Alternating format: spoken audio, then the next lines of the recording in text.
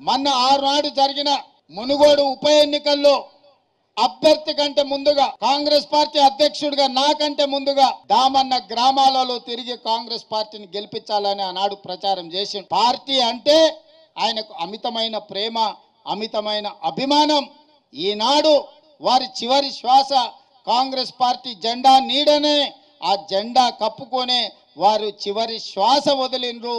తప్పకుండా కాంగ్రెస్ పార్టీ ఆ కుటుంబానికి అండగా నిలబడుతుంది.